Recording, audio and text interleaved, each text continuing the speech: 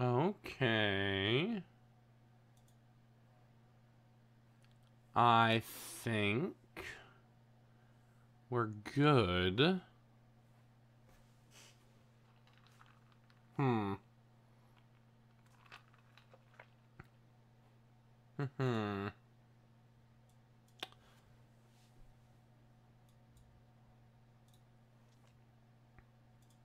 Okay. Okay, yeah, let's just check stream health, and nothing is... Am I dropping frames? I just want to make sure before I actually get started into things. Because I have had that problem before. Whoa! Hey, Andrew, how are you doing? I was actually not expecting you just to pop right out. No, I'm not dropping frames, so I'm all good. How is this the opposite of okay?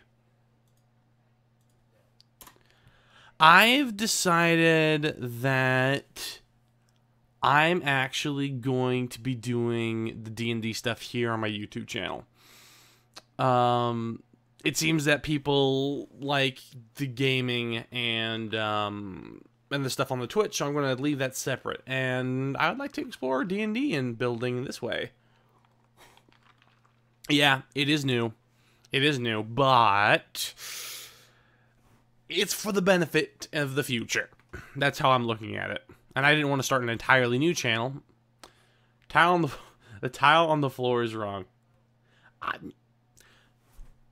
Now, my question is, are you talking about streaming on YouTube, or are you talking about the stream? Because I decided that it'd be better to do it on Tabletop Simulator, so I wouldn't have to mess around and you could see my pointing finger and all of that. So, either way, it's new, but I think it's going to work. So, if anyone is out there watching this for the first... Hey, wait a minute. Wait a minute. Something's not right. My overlay's not working. This should be a bar. A gold bar at the very bottom. Why is that not working? Let me try refreshing that.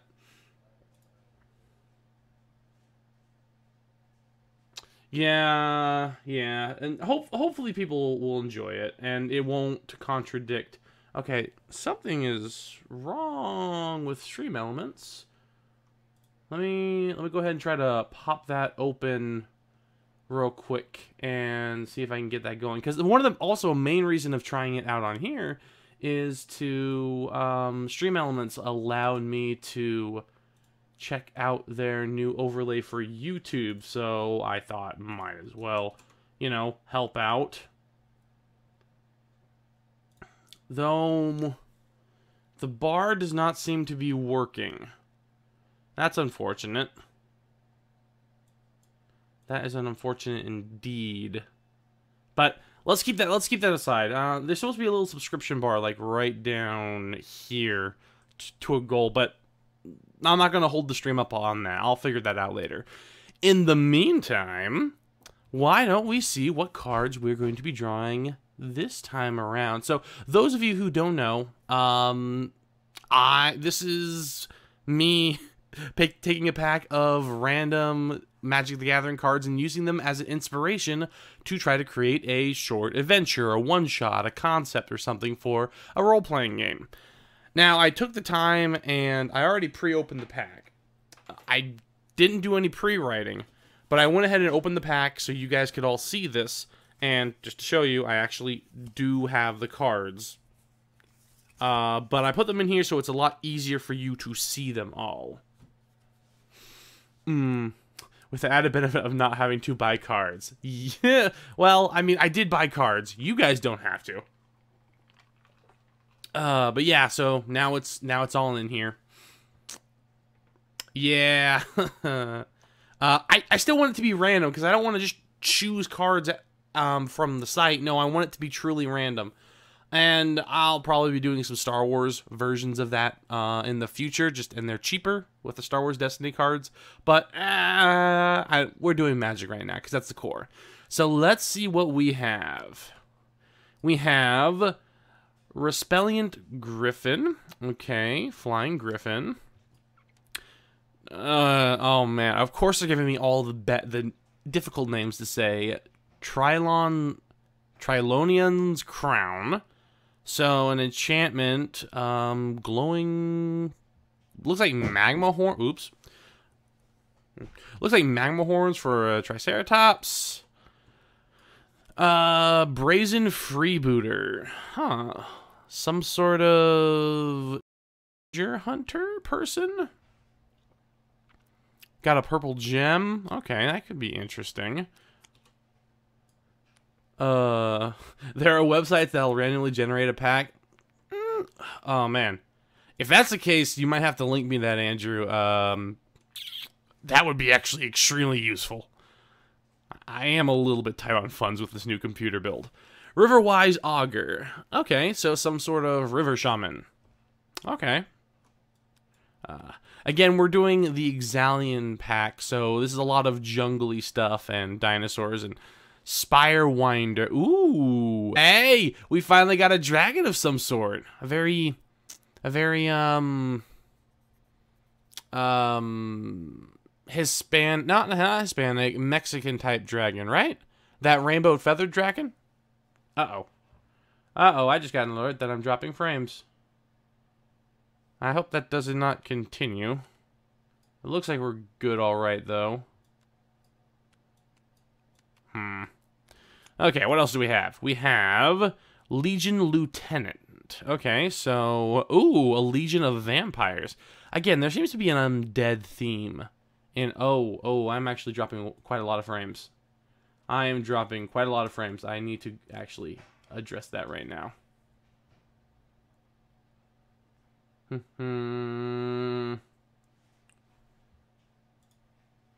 Let's see. Can I go ahead and do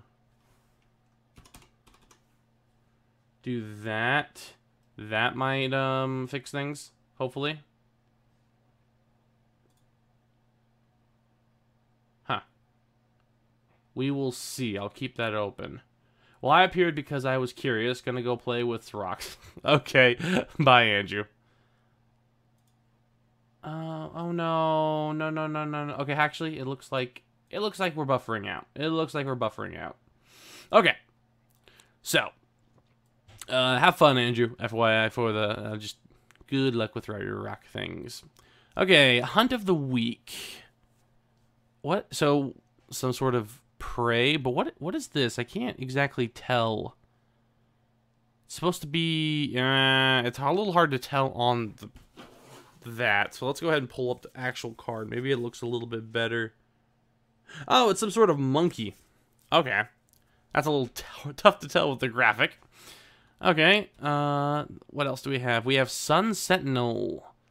Oh, you know what? Last time we dealt with these Sun Sentinels, we had portrayed them as kind of paladins or holy people of like a Church of Pelor, the sun god, possibly.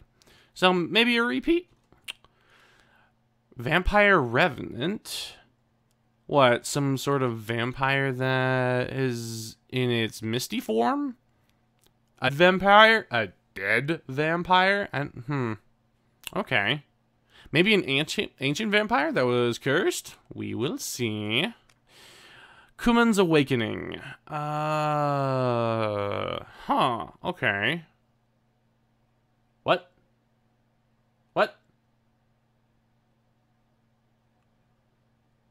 That was weird. The stream just stopped for a second, but now it's back on. Okay. Kuman's Awakening. What is this? It's a little... It looks like it's some sort of summoning creature. Huh. Some sort of green armor. It looks kind of Japanese demonic. That's interesting. Okay, we'll go ahead and set you right here right now. A couple more cards. Secrets of the Golden City. Ooh, a golden city, you say? That's interesting. So we possibly have a treasure hunt on our hands. And given that we have, not that one, where are you? Oh, the Spirewinder. I mean, like this, like back there, it looks kind of like a Some sort of monument, some sort of hidden city, perhaps? And there's more of this ancient city in the background. We might have a treasure hunt on our hands, friends. What else do we have?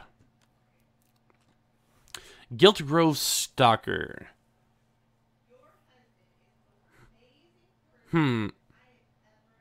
So,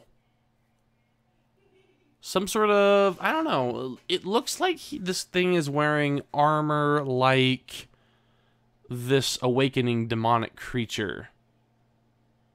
Maybe some sort of relation? Don't know. Couple more cards. Where am I on room? Okay, we can flip it here. Grasping Scoundrel. Ooh, a traitor in the midst of the treasure hunters, perhaps? Buccaneer's Bravado. Looks like someone just lit the ship on fire. Okay, well, there's that. And then, this is the last card, right? Oh, and then, of course, the land card. Plains.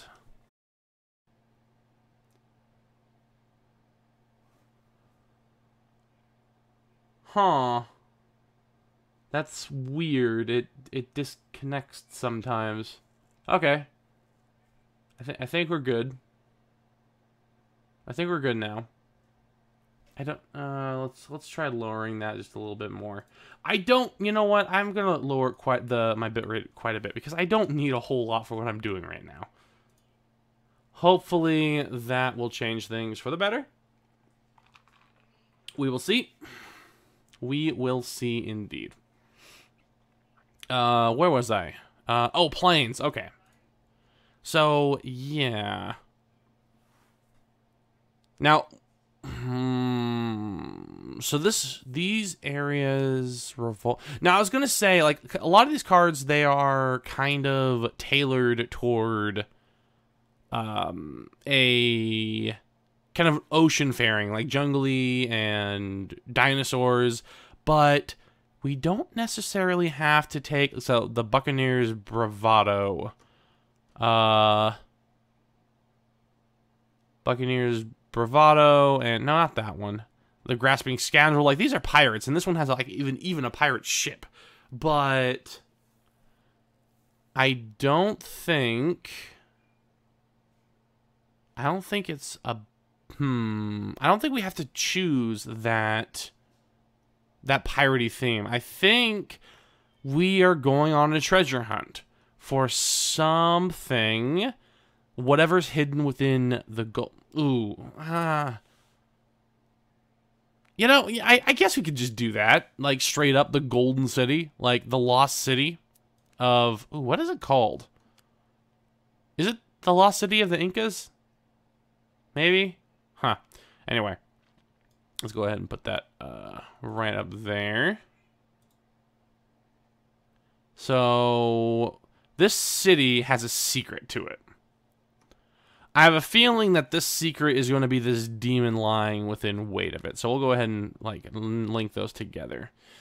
There's going to be some sort of guardian. This Spire Winder guy, I have a feeling is going to be our guardian. I have a feeling that we actually might have some character development in this one shot, unlike what we've had before.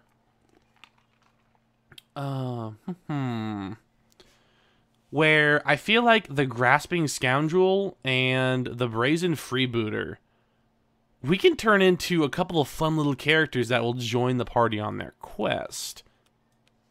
So, NPCs that we can use. I don't know. The Buccaneer's Bravado. It's literally someone lighting. I said a ship, but it could just be a building of some sort. We'll get back to that one. Don't know where we're going to get with the Sun Sentinel. Or the Gilt Grove Stalker. Is any... So...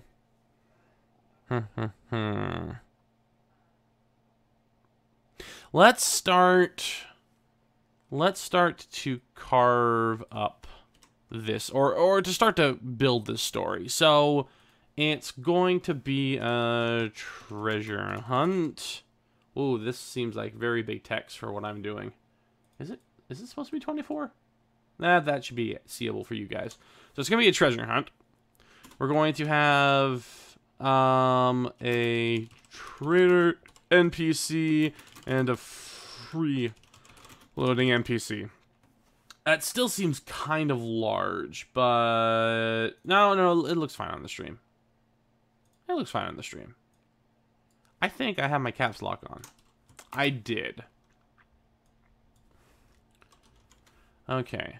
A trader NPC and a freeloading NPC. A treasure hunt for the city of gold and its secret. There's going to be a let's just, very simple, feather dragon. There's going to be a feather dragon guardian.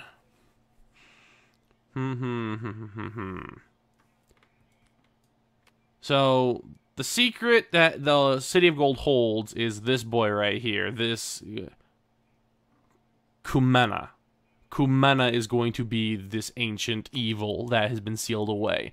Now the question is, there's a couple of pieces we need to fit in. Like this, okay, this feels like encounter material. I don't know about that one. Ooh, we could possibly do some sort of air chase through here. But we need to get some some core tenants. I don't know, how are we gonna fit in the Vampiric Legion and the Sun Sentinel? Because they feel like they should be very opposed of each other. Very, very opposed to each other. And then, okay, hold on. I just noticed this guy's green armor. I feel like he's connected to these guys somehow. Let's put you guys together for right now. Let's figure out... okay. If we're going to figure out how these two cards interact with each other, how these two story points interact with each other, let's first think how everything is connected. For instance, what caused this guy to be sealed away? I just realized my screen is... I might get rid of the DM screen. It's a cool effect, but I think it gets in the way more than often than not. Let's move you down here. I might get rid of that. Yeah. We'll do that in a second. You know, let's just go ahead and turn it off right now. I can just flip it off. I forgot I did that. I forgot I set it up to do that. Okay. Yeah, that's good. That's good. So why was Kumena sealed away? Why was he sealed away? Was he I'm just getting done with a campaign literally called Apocalypse. So I don't want to do end of the world scenario or major world altering scenario. Why was this guy sealed away? There's only so many things you can draw on. There's only so many things that a I don't know, a demon can do. Maybe this guy isn't a demon. He looks so demonic though.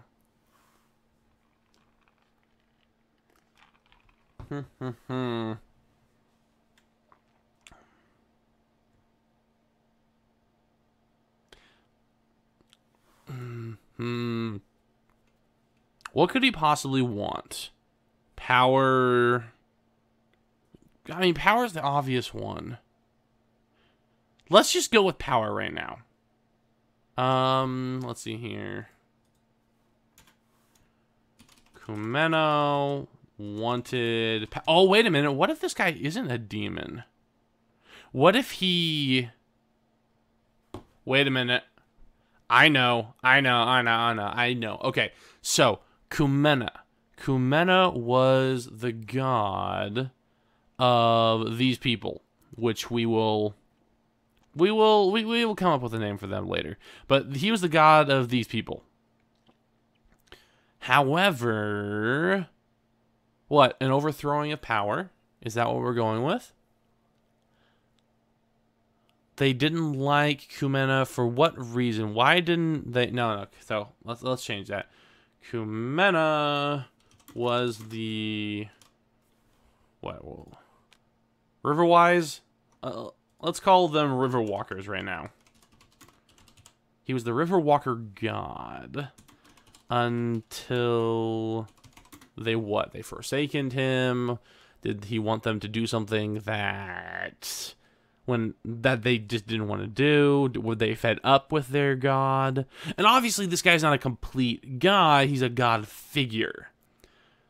So a powerful spirit, a powerful entity, maybe like sort of genie-esque. So very powerful but not god level. Kumena wanted to Okay, so what I immediately thought of, Kumena was ruling these people, the Riverwalkers. However, we go all Spanish. Ooh, do we lean into the Spanish expansion? Let's do that right now. However, missionaries from the Sun Church, the Church of the Sun, started ministering to these people. They started proclaiming the good word of the sun. And these guys got fed up with their old god. And that's why they sealed him away.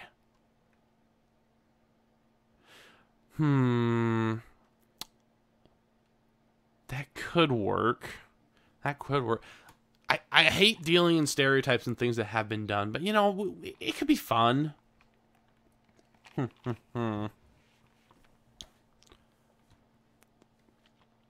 Legion Lieutenant.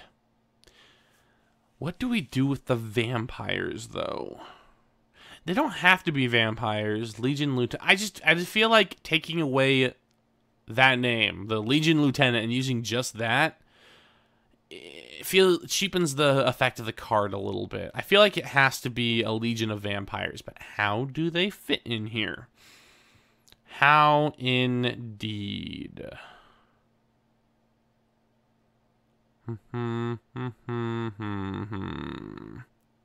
So these guys worshipped this guy, and then these guys ministered to these people who got fed up with this guy and ended up trapping him. So Kumana was the River Walker's godlike deity until the sun. Simple words. Sun Church found and ministered to the River Walkers. River Walkers abandoned Kumana. Jeez, I am horrible at writing and talking. Look at all the... Actually, to be fair, it's just not accepting River Walker. And I comes before E except for simple rules. Stupid rules, I should say. River Walkers abandoned Kumana for Sun Church and sealed him away. He sealed him... Ooh, wait a minute. Okay, hold on a second. So, if the Sun Church is now these people's... That's who they follow. What if Kumana or Kumena created the Legion, the Vampiric Legion, as a final curse? The Vampiric Legion as a final curse before he's sealed away for good, to try to free him. The only reason I don't like it is because it's very golden in this. It looks very sun-like, but you know, we can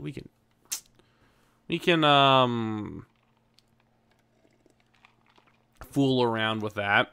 That could just be around the city of gold. Ooh, what if he's sealed away by being encased in gold?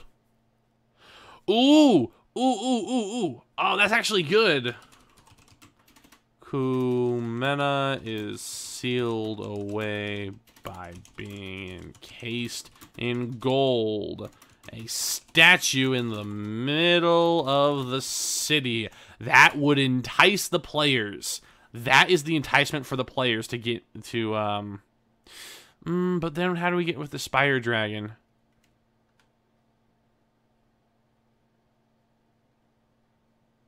The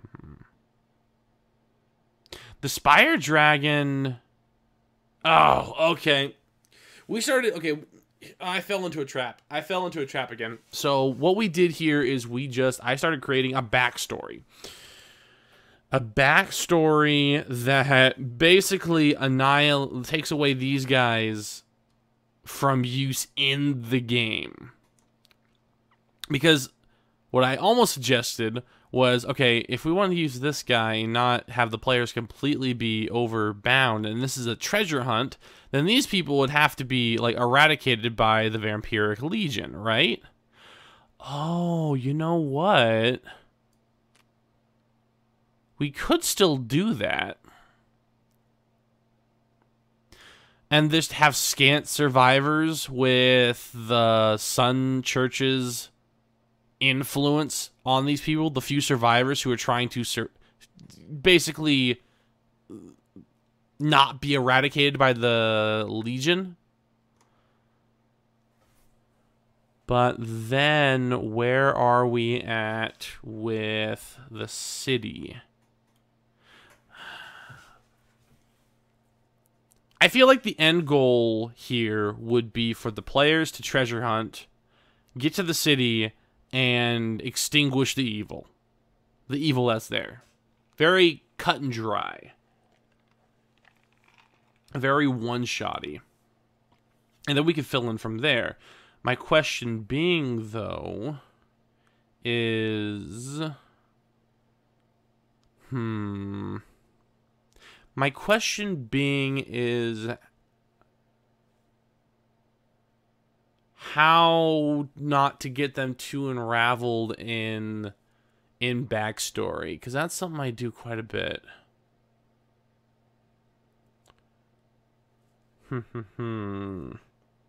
Suggestions would be great if anyone has them.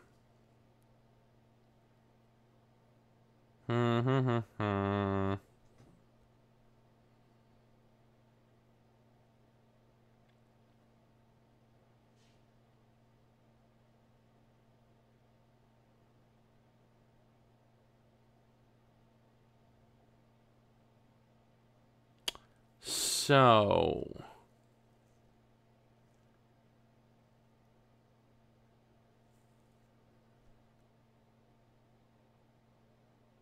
okay, let's step back.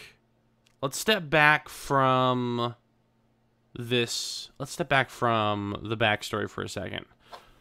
The group is looking for the secret city, the secrets of the Golden City, rumored to be somewhere. Can't be hidden in the jungle. You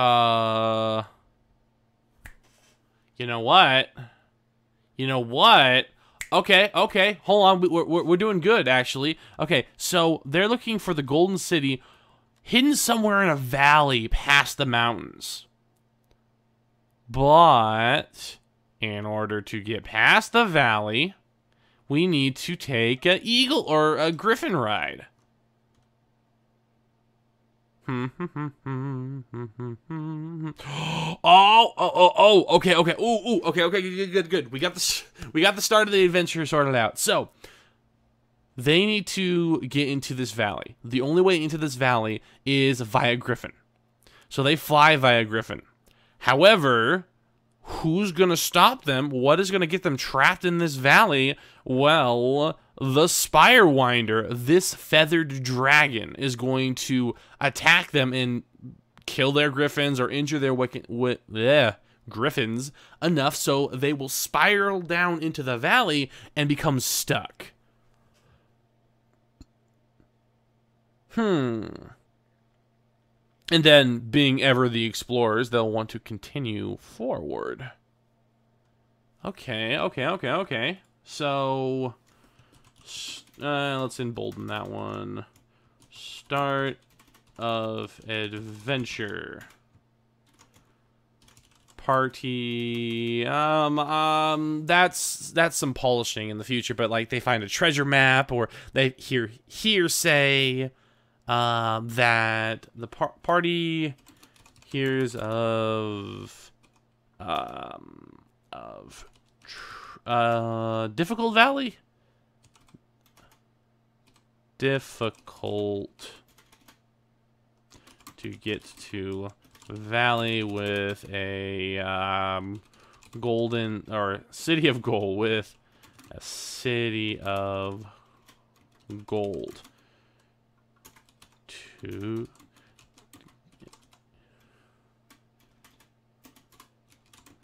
get into the valley. One must fly using griffins. Entering, or going through the valley. The party is attacked by Feather Dragon Guardian, who injures Griffins or Ons? Well, I can't remember. Is it Griffins or Ons? Ins. It's Ian. Wow. Injures Griffins and traps party in valley. Okay. Start adventure.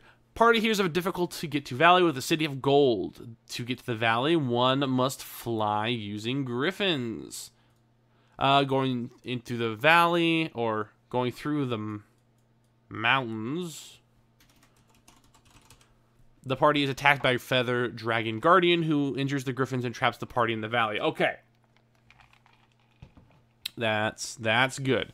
So we've got a big creature here. We got a big creature that is thought to be the threat. Okay, good.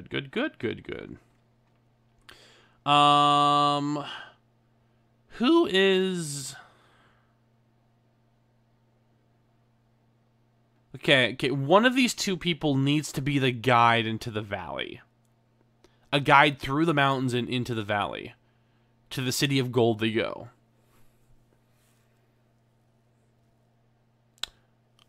Scoundrel is the obvious one. The brazen free... I like the freebooter. Give me a cut of gold and I get you into the valley. And then we, just a small percentage. But I'm not doing anything. I'm just guiding you, okay? I'm telling you where it is. So... guide into valley is freebooter. Let's just say woman. I'm using off the card.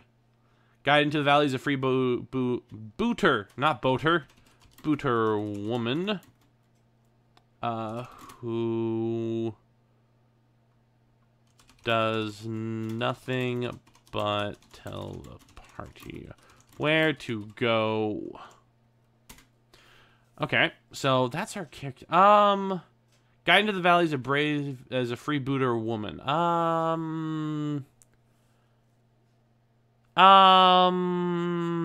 Let's give her a name. What's a good name?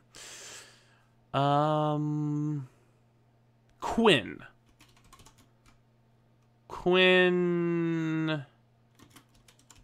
Evernote. I just named this person after the file or the note management system I'm using it. Spring Note. There we go. That's Quinn Spring Note. That works. That works all right. Okay.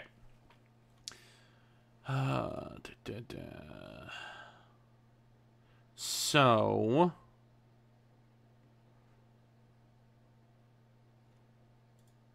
what else? What else? What else? What else? So, Quinn is the party's guide. Let's see here. Let's start establishing a timeline a little bit over here. Let's get you over here. So, Quinn tells the party about the City of Gold in... we can move this up a little bit higher. Quinn tells the party about a City of Gold... Oops. You can't see that, actually, when I open it up. Quinn tells the party about a City of Gold in the plains. Oh, or in a hidden valley past some mountains. They need to fly to the hidden valley using griffins because it's almost impassable otherwise. However, on the way, they were attacked by the Guardian, the Spirewinder Feather Dragon, which we will... we'll call it the Valley Guardian now. Let's just keep it simple. The Valley Guardian.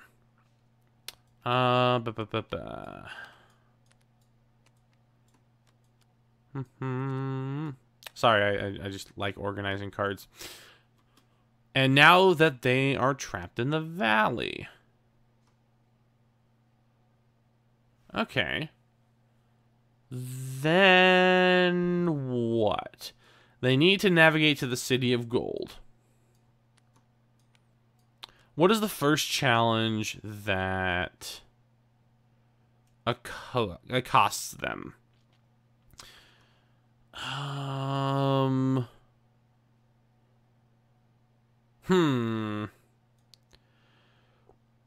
This is going to be one of the tough ones to fit in here. We always have one tough one. Everything else is pretty simple. Like, we have someone who's going to betray them of the main party. We have vampire-y stuff with the...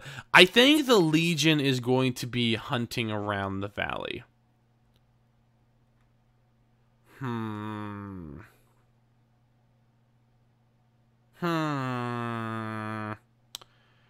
Here's the question. You know what? No, yeah, we'll do that. So, the Legion is going to... So, amongst other dangers, there's going to be a legion of undead, of militarized undead, that is going to be hunting the survivors of the valley. Anyone in here who is... Okay, hold on a second. Nope, I found a plot hole. If the Legion has completely eradicated the natives, there's nothing stopping them from actually... There's nothing stopping them from releasing Kuman. Cumin? Is his name Cumin? Is his name literally Cumin? Cumena. Sort of. There's nothing preventing the release of him. I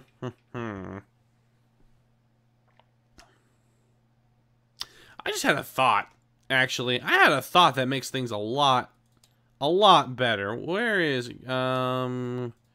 Controls, interface. Let's pop open the top menu real quick, because I just thought of something.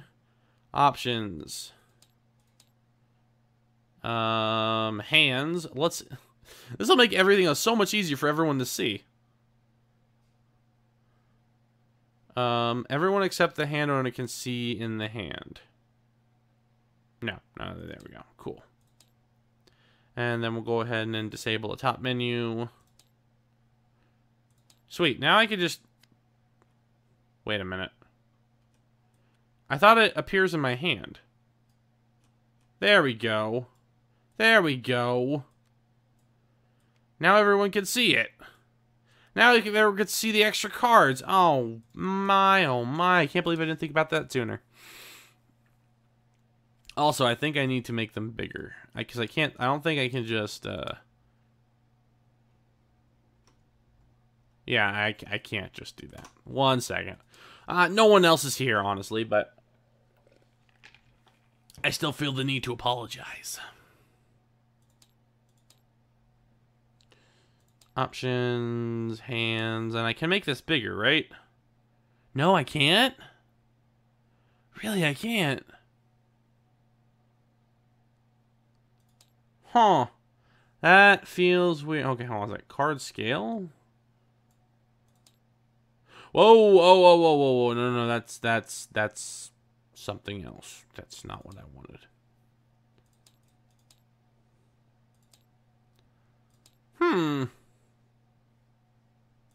Well, that's enough screwing around with that. This is well enough. You can sort of see everything that I'm dealing with. So, let's go ahead and get rid of that top menu. Thank you. Goodbye. Okay. Let's go ahead and move these guys over here a little bit so we can still see them. Into the valley with the griffins. These guys attack the griffins. You're trapped. And now we have the Legion. Okay, hold on. What was the plot hole that we were dealing with? The Legion could literally just release Kumana. So there has to be survivors.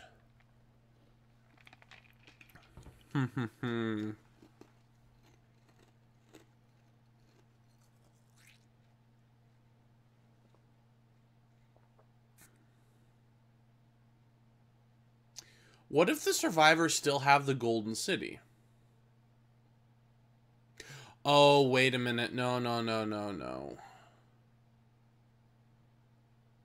Okay, we need to find out a reason why we have a freaking feather dragon as a guardian. And if the feather dragon, because the feather dragon could be protecting the city from the undead, then why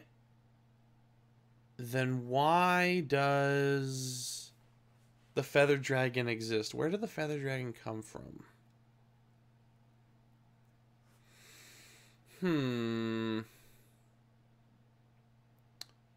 We could do enslaved pet. Enslaved pet of Kumana. An angry pet. No. There's a little bit of too many factions. There's a bit of too many factions.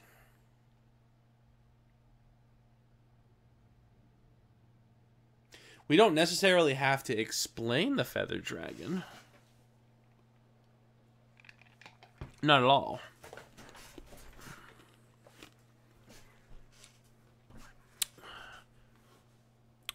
I don't think the players would notice, honestly.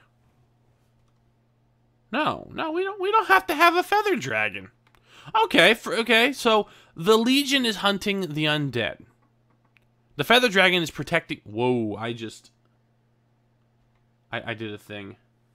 Did that mess up things on? Nope, no, it did not. Okay, cool. That's fine. The feather dragon is protecting the city.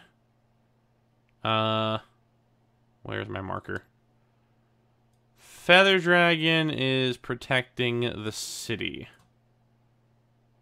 from the undead. So that's why they can't get into the city and free Kumanan.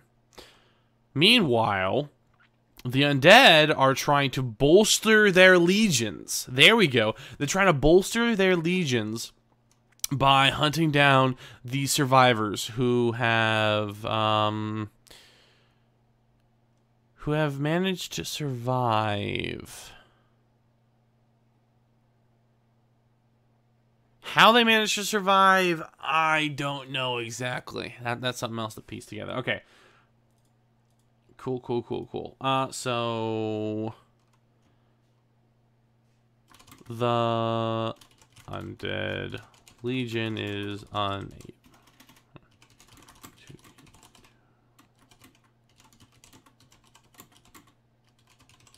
Oh, I didn't actually write that down. To release their master is it or Menon? Mena. Kumena. Kumena. Because of the feather dragon.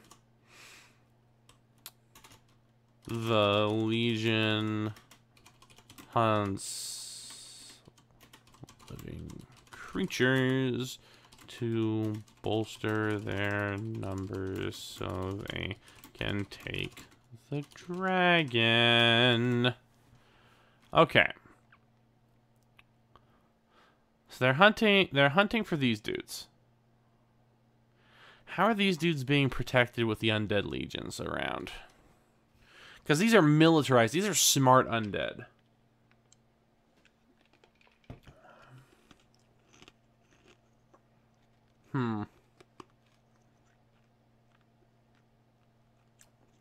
Importantly, they're smart vampires.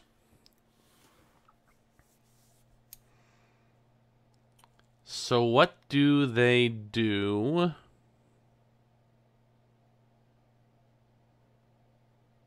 More importantly, how does this move into the next step of the party? Because obviously the party has some sort of encounter with the Undead Legion. That would be their first encounter with vampires. Vampires and thralls. Where are we going to do thralls, or are we just going to do straight vampires? Huh. Well, I think we'll just do straight vampire. Maybe. Ooh. We'll figure that out later. They come across some sort of undead. That's the next step. So their first encounter will be party's first encounter against undead. Militarized undead. Intelligent undead.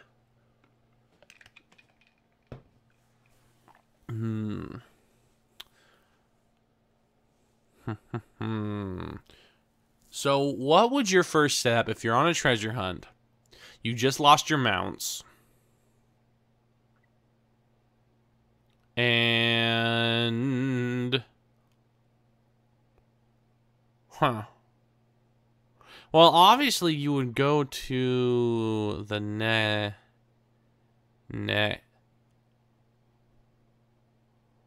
Hold on a second. Are we gonna combine? Because I just thought of something. This brazen freebooter. Oh, I don't want to do this. How would she know about? How would she know about the valley? How would she know about the valley indeed? And instructions on how to navigate it. Is she... I don't want her to be the grasping scoundrel. I don't want her to be a traitor to the group. It just seems so cliche. It seems so cliche. The party would be able to nail that out right. It's like, oh, you're the person guiding us? You're gonna betray us, obviously. Oh, I wish I didn't even grab that scoundrel card.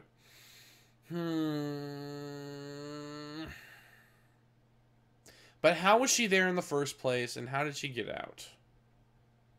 That's why the party's not worried about getting out. She knows the way to get out. They just need to get the treasure.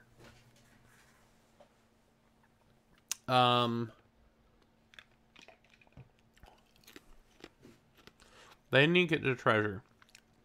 Again, failed expedition? Quinn was part of a failed expedition that had to leave. I don't think she would have met the...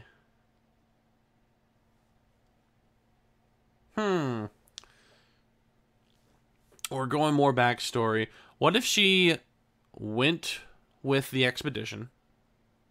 It failed. She wanted to get out of there. She met the river walkers. And they let her escape.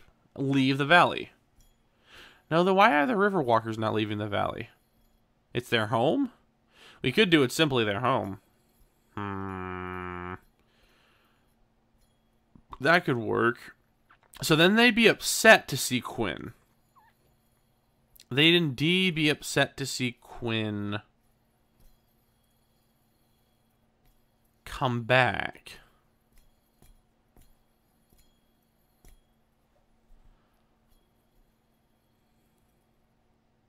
What if it's a weird sandwich situation? This could be a situation... This could be a way that this resolves everything. No, not everything. It could create more problems. This makes sense for the Quinn situation, though. She was part of a failed expedition. She came back... Or the Riverwalkers showed her a way to exit the valley that they're guarding the undead from, so they're unable to escape, bolster their numbers, and release their master. Then she came back. These guys are pissed at her because she's leading more people to the undead to make them stronger. Oh, but do we... Oh, okay, well, I was going to say, do we want to have a talk with the Riverwalkers? Because they could tell the party about Kumanen. But if they're pissed at Quinn, they're going to be attacking. That's going to be another threat. So the next combat, I just realized these people are merfolk? What? That's cool. Okay, that makes sense. So then these people... Well, this guy seems important. This seems very shamanistic. So we'll go with these guys. These guys will be familiar with Quinn. And they will be the next people that will attack. Like Quinn, what the heck are you doing here? We're going to slaughter you because you betrayed the trust that we gave you, yada, yada, yada.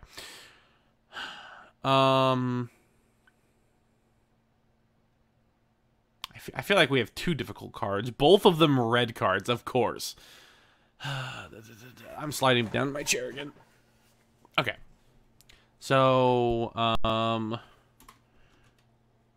Quinn was a part of a different expedition that failed.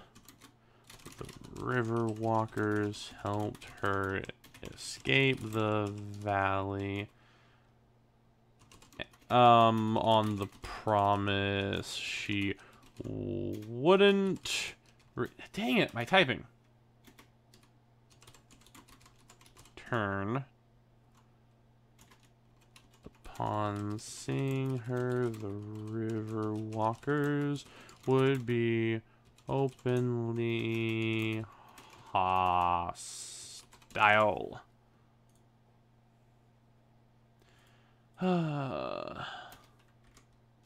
Okay. We're building. We're really close now. So we have an undead encounter. We have another encounter with these people. I feel like we need some explanation, though, at this point.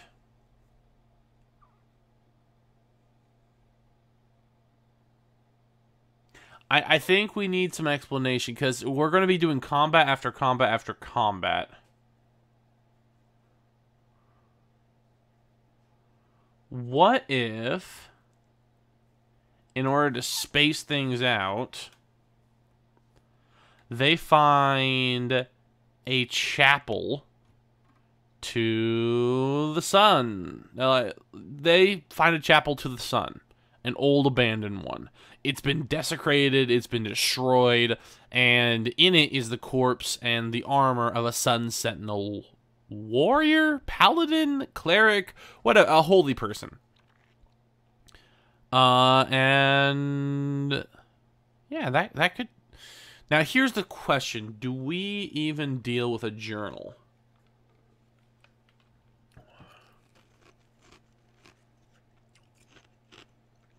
Do we even attempt to do a journal? That's my question. Or do we just let the environment speak for itself?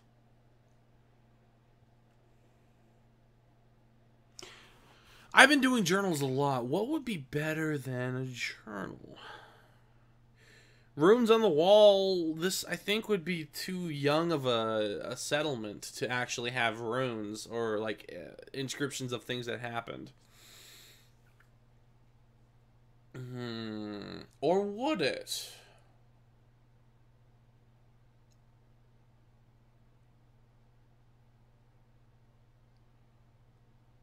Ooh. Here we go. Here we go. We have a small chapel, and it shows the progression of the Riverwalkers leaving Kumanan's graces. Okay.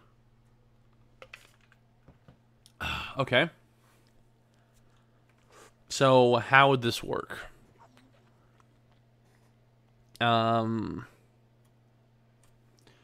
Okay, so, wait, hold on a second. The chapel's after the Riverwalkers, right? Yes. The party stumbles onto a river. Oh, no, sorry. Sun Church Chapel with the corpse. With the skeletal corpse of a church holy person in the chapel are depictions of the what's it called, Riverwalkers leaving of Kumena's favor. I guess that works. So what was the process of that? How do we describe the walls? Because it has to be vague enough that it doesn't completely give it away, but entices the PCs. Because the goal here is to say, hey, there's a freaking awesome treasure here. But to give them warning. Because I want to be kind of vague, because this is very familiar territory for a lot of people. This is the Indiana Jones. It's like the unholy treasure. It's the Ark of the Covenant. It is the not the Last Crusade. It's from the movie The Last Crusade, but what is it called? The Holy Grail. It's... What was the third movie about? There was no treasure. It was just about sacrifices and people, I just realized. Huh. Anyway, cursed treasure, especially treasure that is used to seal away a great evil, is very familiar to people. So we need to do this correctly. So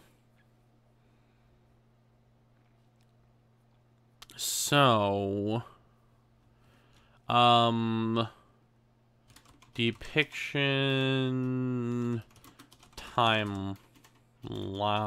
We're doing something very crude here. Just literally, boom, image of an event, boom, image of an event, boom, image of an event.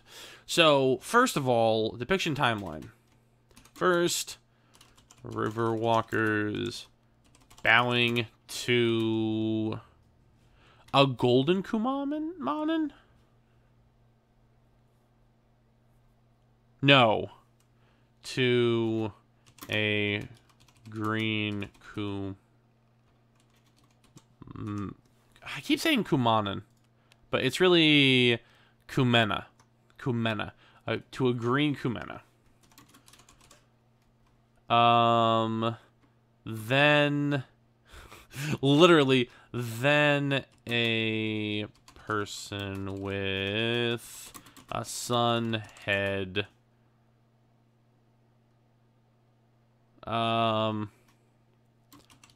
arrives with Riverwalkers walking away from Green Kumena.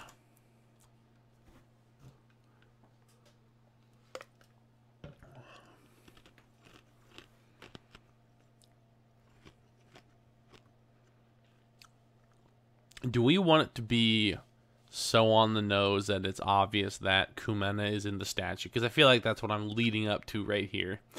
We don't. We don't really.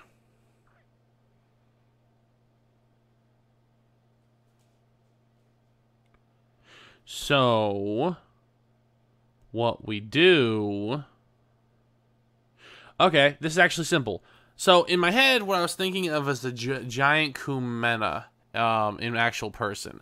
In the depictions, we can have him sitting on the throne, making him not much bigger than the river walkers. So when they see the statue, they see this huge thing, and it can't possibly be Kumena. We just have a huge size difference. Okay, we'll do that. We'll do that.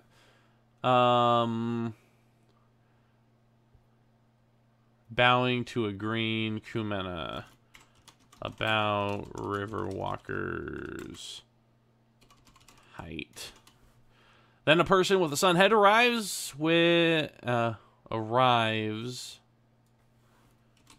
and it shows river walkers walking away from a green, oops, that's supposed to be an N right there, a green Kumena. Okay, cool, the green god. They're leaving the green god.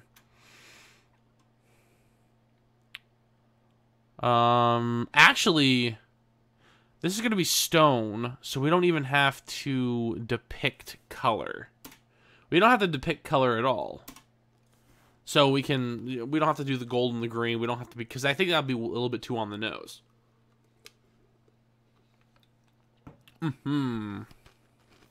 Okay.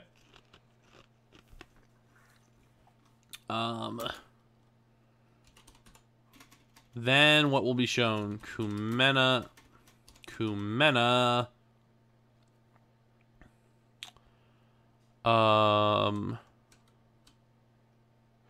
Ooh, should Kumena curse the followers that stay with him to be the Legion? I think we do that. Kumena then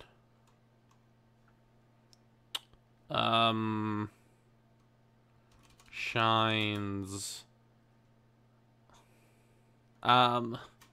then shoots remaining followers with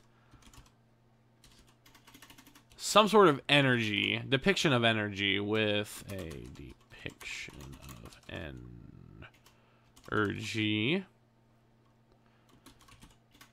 that makes them look stronger. So basically, like, they're gonna shoot it with energy and it's like, yeah, muscle, yeah. Kumena and his followers and the sun head followers attack.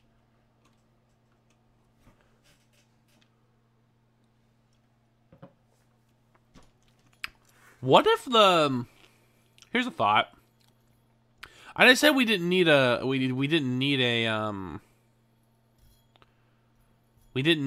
sort of story for the Sky Guardian. What if the Sky Guardian is how, like, the Feather Dragon, what if that is how, what's his face, this sun person got into the valley in the first place? Yeah, let's do that, and that way it's bound to the sun. Okay, riding a Feather Dragon. That'd also be more impressive for the River Walkers just to abandon their old god. Let's see here.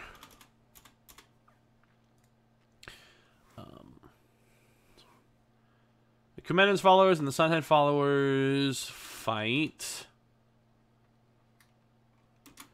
Kumenen is blasted by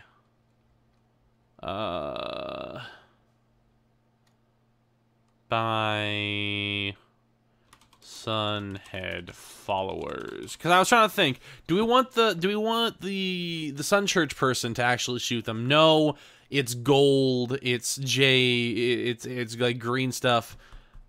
I think that we want the old followers to do that. They have the power of the magic. Otherwise, Sunhead just would have eradicated Kumena. He just would have, or he or she would have just annihilated them when they first got here. Of course, that probably wouldn't have gone over well with the followers of Kumena at that time, but, you know, people don't think clearly when they're trying to get a point across. Okay, so, depiction of timeline. Riverwalkers bowing to Kumena. Oh no, did I blip? Did I blip? Am I still good?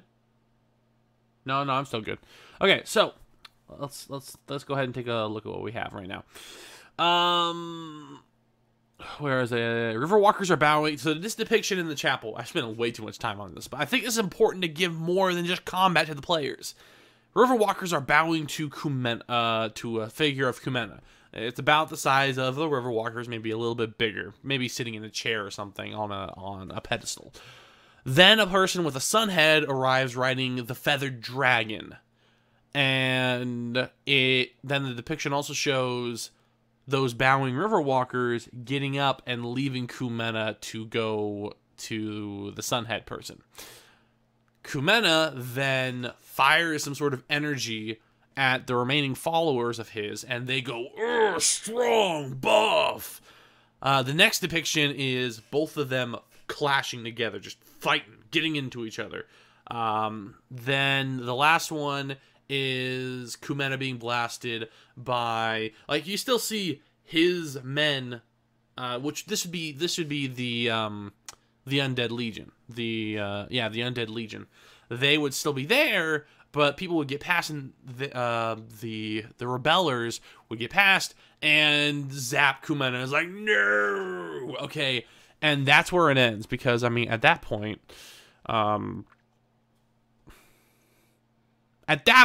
like, I'm sure this chapel would have, like, there would be no more time for this chapel to have ancient writings and whatnot.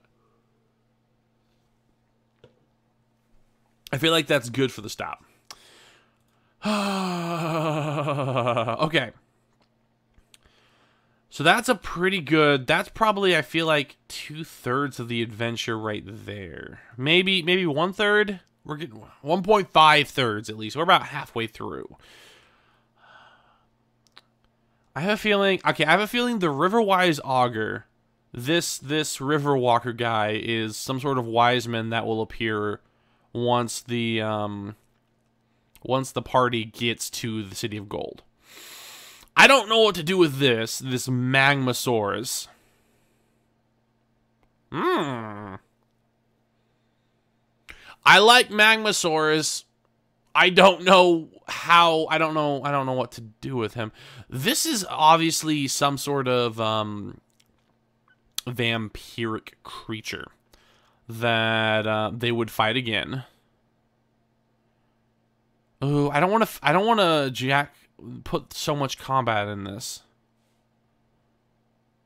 because right now we're getting, this is the one shot. This is the one shot. We could pack it a little bit. It's not just one session. It is one session, but you know what I mean. It's not one session of a larger campaign. Okay. Okay. I know this guy is obviously, we could just go ahead and put him. Kumenen is the final boss. Like, he could be way over here. Let's go ahead and move these guys over here a little bit. Can I can't move my drawing. Okay, let's just go ahead and erase it then. Oh yeah, this is guarding the City of Gold. That's what that is right there. I did a poor job at drawing an arrow. Okay. But yeah. Kumenen is obviously the final boss. Like, he's the final boss that the guys go against. So the party continues. Are we gonna have another character? We might not do a traitor for this one. Grasping Scoundrel. Ooh. What if this is somebody Quinn left behind? This is somebody Quinn left behind. It's not part of the party. He's a really pissed off guy who... He's a pissed off guy who goes to try to get the treasure, who ends up releasing Kumena. That way I don't rely on the players to break the spell and, you know, all that. That's a cliche, but of the incompetent traitory guy doing it, but I don't know. It feels better than having to manage him the entire way through and possibly just being killed off by the party. Quinn could be killed off by the party as well. But hopefully with her laid-back attitude, the freebooting, just like staying out of danger, hopefully that will keep her safe enough from the vampires. We could just have the vampires focus on the main party. You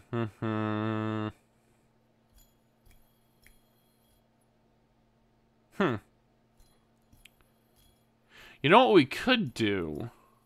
What we could do is... We could have another vampire attack. Oh, wait, no, hold on, because we have to have the dragon pop back up. He's the mini-boss. He's the guardian guy. No, he's not a mini-boss. No. The mini-boss, he's more of an obstacle. They need to sneak around and... Okay, so they find the city. I feel like we're at a point where after the chapel, there are these vampiric spirits that pop up. These vampiric spirits, maybe they camp at the chapel or whatever, and these after death, even after these vampiric river walkers, the people who supported Kumena, even after they die, I feel like we just have some spirits that are left over that are malevolent. So if this is a place of a battle, this chapel, because it's ruined and desecrated and whatnot, we just have these guys pop up and have another fight. Yeah. At the chapel of vampiric spirits of the battle gone by will appear to attack the party. I kind of wish it had a little bit more meaning than that, but I don't really think. This is a one-shot, so... Now, here's the question. What do we do with Magmasaurus? What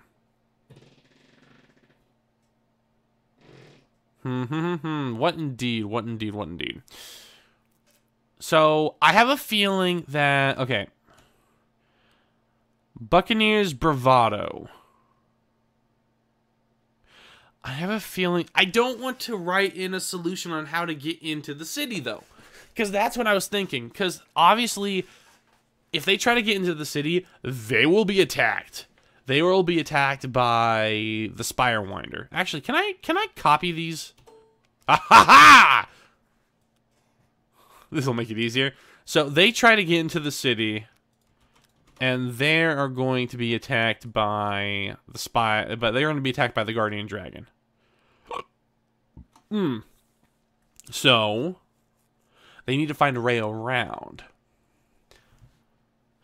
So I'm imagining a walled, like kind of very Aztec-y city. Pyramids and like those flat top pyramids, and do they really have walls?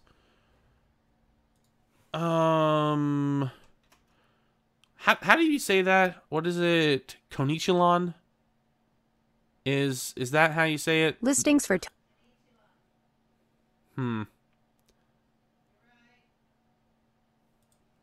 Konichilan. According to Sora News 24, today we are going.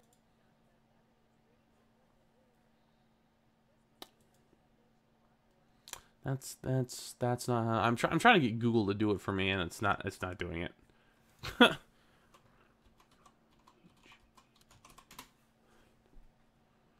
I'm only okay. Did it have? Did it have walls? Aztec city walls.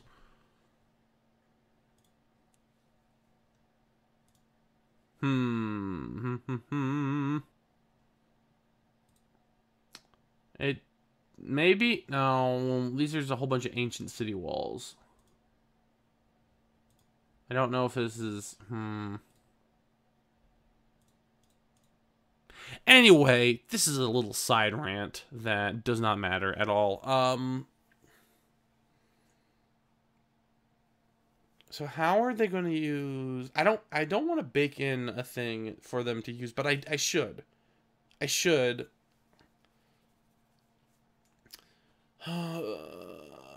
Lava source. How would a lava source help distract from a feather dragon guardian? That is the question. That is the question indeed.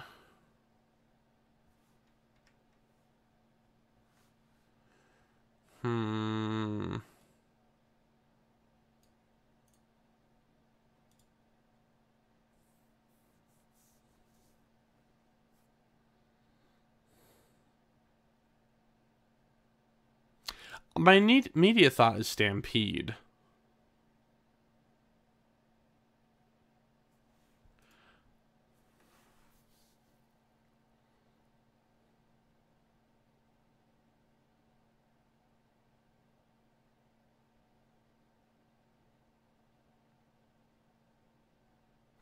Well, okay, my immediately okay, so either Stampede or set the oh, wait a minute, we're not in the jungle, we're in plains. Oh. Okay. Okay, hold on, this works perfectly. We're in plains. Okay, there'll be a giant herd of these guys. There'll be a giant herd of these guys which has potential for them to use. They don't have to use, but they have potential to use. If provoked, they will attack, obviously. These things are triceratopses. Triceratops? Triceratopes? Whatever. Whatever the case. Oh.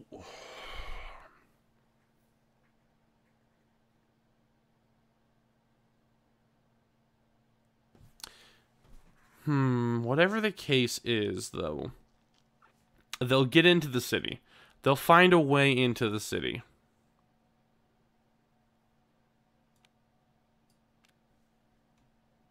These guys will be outside the city. And oh, this is getting tough because immediately here's what I'm imagining right now. Let's go ahead and get rid of this because I'm going to move everything over real quick. What I'm immediately thinking is they get into the city. They find this dude. They find the group comes across a herd of lavasaurs outside the city. They sneak into the city past the watch of the feather dragon.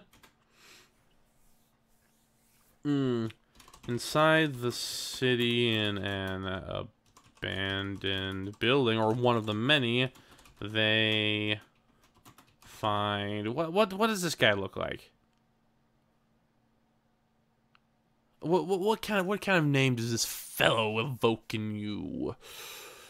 I want to say Killthrow, but that does I don't know. That's what comes to my mind, but that's not what sticks to the face. Something Hawkins.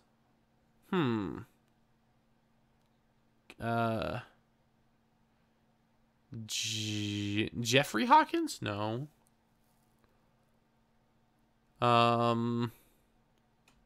Tyler? No. Levi. I don't know why, but let's call him. They find Levi Hawkins, a survivor from Quinn's last expedition.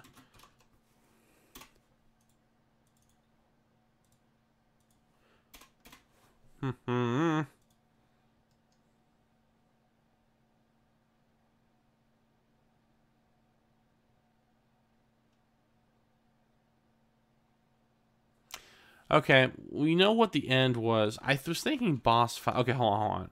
First of all, they find Levi Hawkins. He's a survivor from Quinn's last expedition. He kicks off events in order to cause that. Basically, he let's go say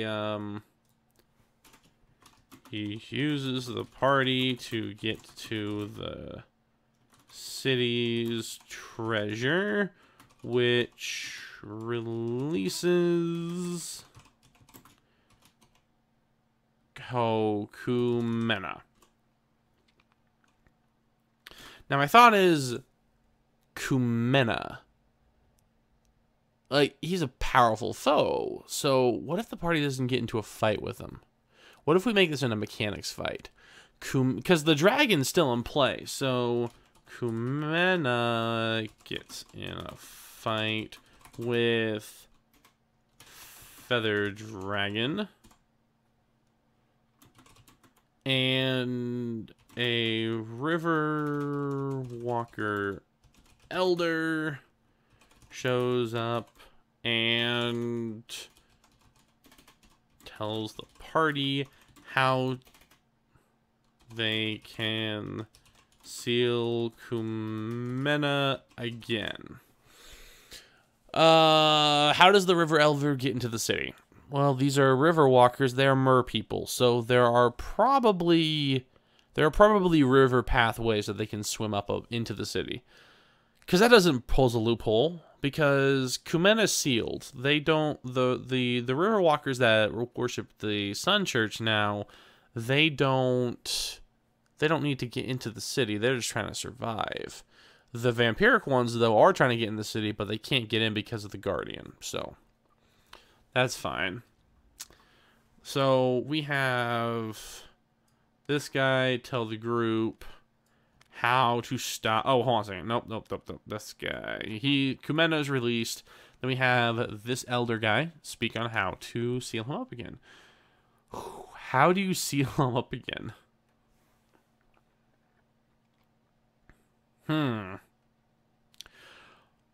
What if you can't seal him up again?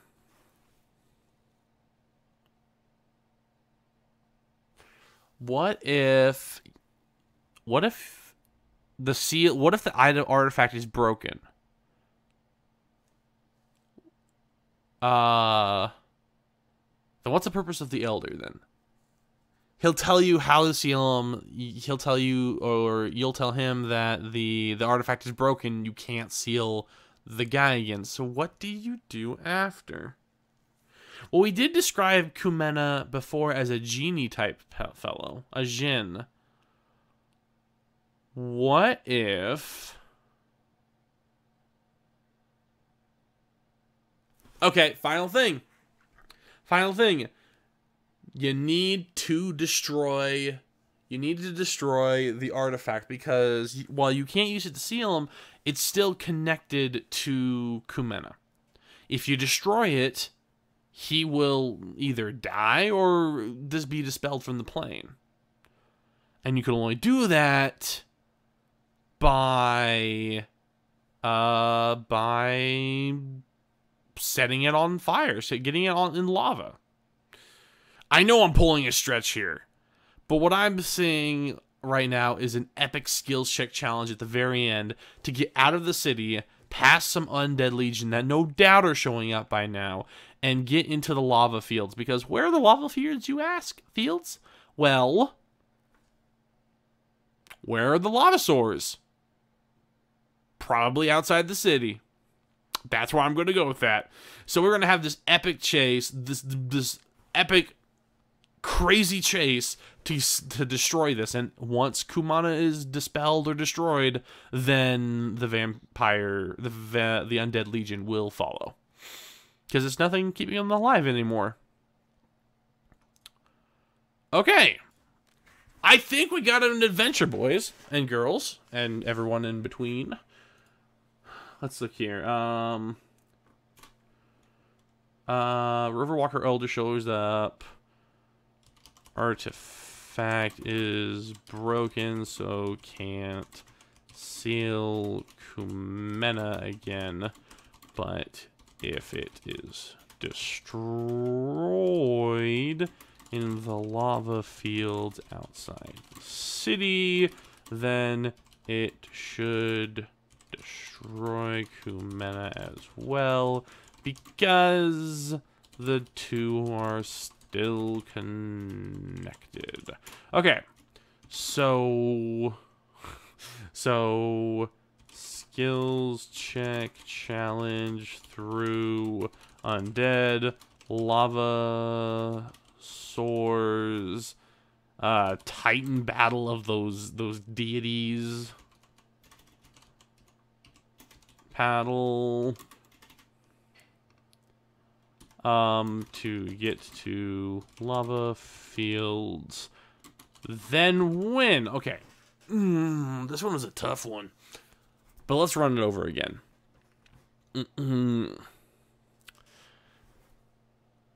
So the party hears about a mystical or golden and treasure-filled lost city hidden away in a locked-away valley inside of a mountain range. Now, Quinn, what did we call her? Quinn, what was her name? Quinn Springnote. Quinn Springnote knows these people. They're a party that can, like, she's heard good things about them, and she tells them of this place. She is the one that entices them to go on this adventure. And of course, you know, for a small cut, she'll easily guide them. They'll just have to provide the effort. And when she says small cut, she means small cut, at least compared to the treasure that they could receive. So they decide to go to this city of gold inside of this valley within a mountain range. They do so by mounting griffins, the griffins that will fly them through the foggy and dense mountain range, much easier than you could do so on foot. However, as they enter the range, something the party is not told, they're attacked by the guardian of this place, a feathered winged dragon who attacks them and kills or injures their griffin, so they crash into the valley, no longer able to get out, at the very least easily. However, Quinn is assuring them that there's a way out of the valley from the inside, but they need to get that treasure first. They're not leaving again without it. So they decide to push forward. However, they're accosted by legions of the undead, vampires, who are sweeping the jungles in a very military fashion. They're hunting down and killing anybody that they can find and resurrecting them as undead for their legions. Well, after a fight with them and an escape into a nearby river so they can rest, they are happened upon by the Riverwalkers, who apparently don't have a very good relationship with Quinn, or vice versa, because they immediately set upon to attack upon seeing her. The party assumingly survives and gets away, or defeats them. Eventually they make their way to an old chapel where a corpse of a sun sentinel is. This is obviously a church to the sun god of whatever this world is, and it looks like a fairly small one, but fairly small but pretty old one. And along the edges of the room of the small chapel, there is a depicting of a story of the Riverwalkers leaving this other previously deity or leader, for the sun god or the sun messenger, this sun sentinel, who brought the winged dragon with her. Now, whoever this other deity and entity is didn't take too kindly to that, so he imbued his remaining followers with some sort of strength. They fought, however, the sun followers ended up winning, and they injured, hurt, eradicated this this deity, this leader figure. It's unsure based on the depictions of the walls.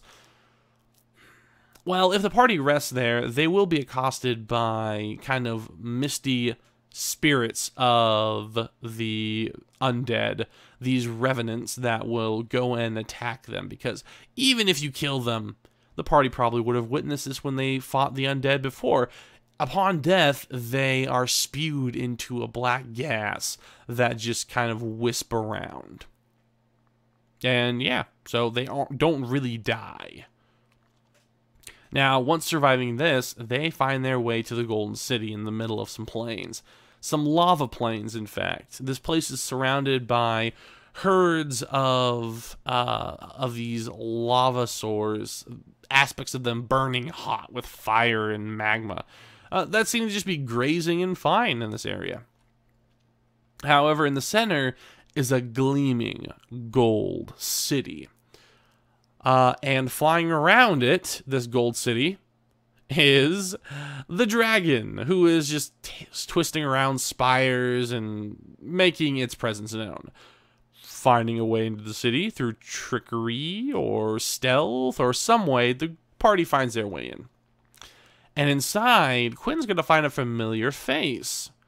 She is going to find Levi Hawkins, a former member of her previous expedition who was left here in the valley alone, barely surviving in the city and remaining out of sight of the dragon, of the feathered guardian.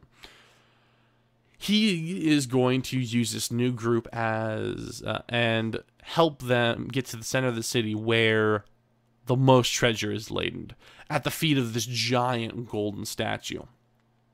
And upon getting there, he is going to just greedily grasp what he views as the most precious prize, some sort of artifact in the center of all this, which, of course, as we know by convention standards, is going to release Kumena, who is going to then is going to try to wrest control of the valley again, gain power and dominion over his servants. However, we got a dragon who's going to fight him, a giant dragon who's going to fight him for this. So in the midst of this titanic clash, we're going to have, using probably some riverways, because these river walkers are merfolk of some sort. So there's probably riverways that lead through the lava fields or maybe underground riverways, I don't know. Something so that an elder is going to be there to try to stop them from doing what they're doing, releasing Kumana, but seeing he failed is going to tell them how to reverse it. However, the artifact, once it was jostled, messed with, it broke. And the Kumanan, there's no way to seal Kumanan again. However, he's still tied to that magical artifact, just like a genie. So if that magical artifact is destroyed, then it should dispel or kill Kumana from this plane at the very least.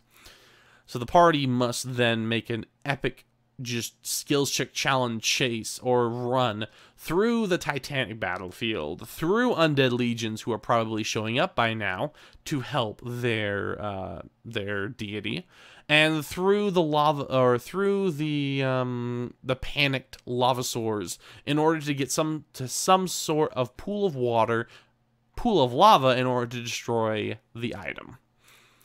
Bing, bang, boom, the end. They get treasures. They're able to get out of the valley.